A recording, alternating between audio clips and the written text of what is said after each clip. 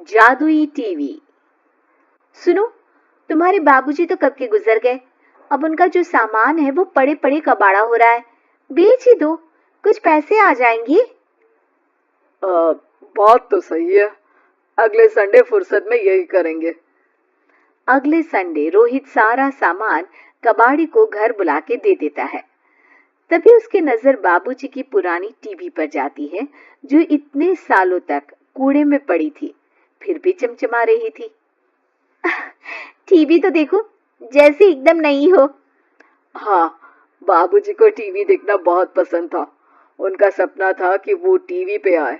एक बार मौका भी था जब वो अपने गांव के गाने सुनाने किसी चैनल पर जाने वाले थे, पर मैं और मेरा भाई लड़ पड़े और बाबूजी को घर पर ही रुकना पड़ा।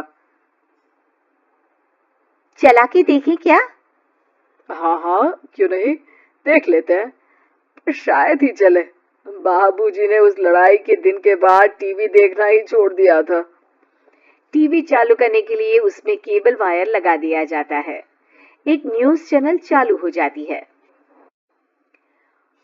स्वर्ग की सीढ़ी के रास्ते हैं तीन, तीनों के तीन रास्ते हैं संगीन। पहला रास्ता है सांप की बीन, दूसरा रास्ता घर में बिछा कालीन, तीसरा रास्ता कलकत्ता से चीन। ये क्या बकवास खबर है, कुछ अच्छा लगा दो। अरे आप बोलो तो सही, कोई अच्छी खबर सुना देता हूँ। मेरा तो काम ही खबर देना है। अरे बाप रे, टीवी बात कर रही है। हाँ, ये न्यूज वाला मुझसे। हाँ हाँ, आपसे ही तो बात करूंगा ना, आपके घर में हूं तो। अरे ये सपना है क्या? तुम हमसे बात नहीं कर सकते? अरे सपना नहीं भाई साहब, ये टीवी जादुई टीवी है। बोलो, क्या खबर सुननी है, वरना ब्रेक लेने का टाइम आ जाएगा। सुप्रिया घबरा के टीवी बंद कर देती है। वो क्या था? अरे एक बार और चालू करके देखे, फिर से बात करेगा तो चैनल बदल देंगे। सुप्रिया फिर टीवी चालू कर देती है। अरे ऐसा कोई मुंह पे टीवी बंद करके जाता है क्या?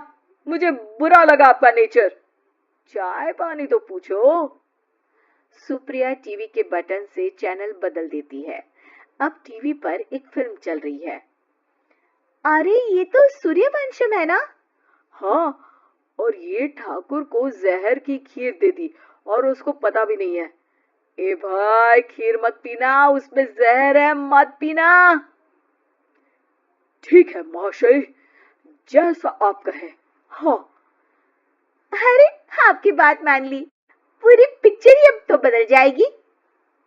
मतलब ये सच में जादुई टीवी है?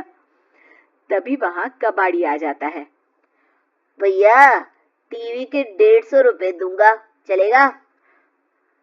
अरे 1.5 करोड़ में भी ना दे तुमको ये टीवी हम। अरे 1.5 करोड़ खरीदने को होते तो तुम्हारे घर में ये पानी चाय नहीं पीता, अंबानी या टाटा के घर बैठा कोल्ड कॉफी पीता। रोहित कबाड़ी का हिसाब करके उसे वहां से चलता करता है और अपने भाई शशिकांत को फोन लगा के बुलाता है। शशि थोड़ी ही देर में वहां पहुंच जाता है। क्या हो गया भैया?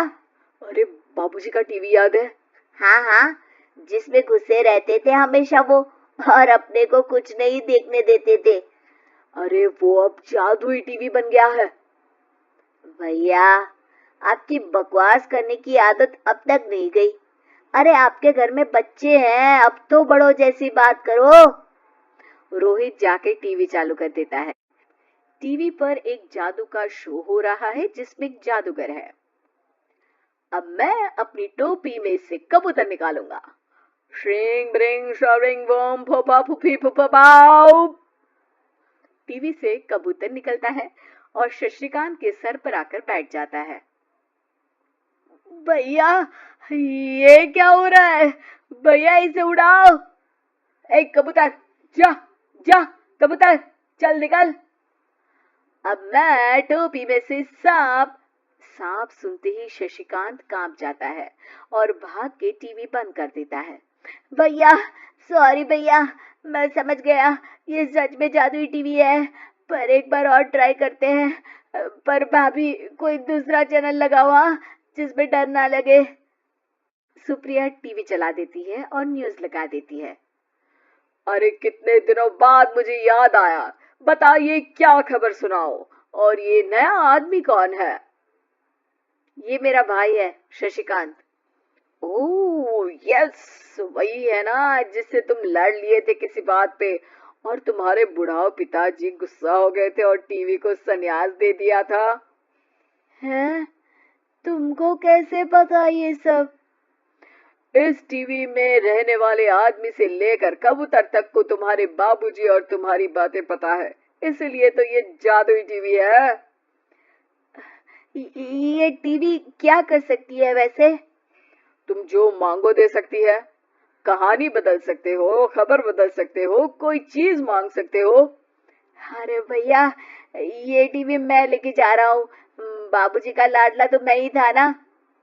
अरे ऐसे कैसे? मैं बड़ा बेटा था, अब तक मेरे घर में टीवी थी ना। अब तक कहाँ गए थे पिताजी के लाडले? तुम्हारी गलती का एहसास भी है। अरे भैया ज्यादा ना बोलो वरना भूल गए, आपके दांत तोड़ दिए थे मैंने उस लड़ाई में। मेरी बीवी के सामने मेरी बेइज्जती करता है, रुक। दोनों भाई हाथापाई पे उतर जाते हैं। रुक, बताता हूँ तुझे कि कौन बड़ा है।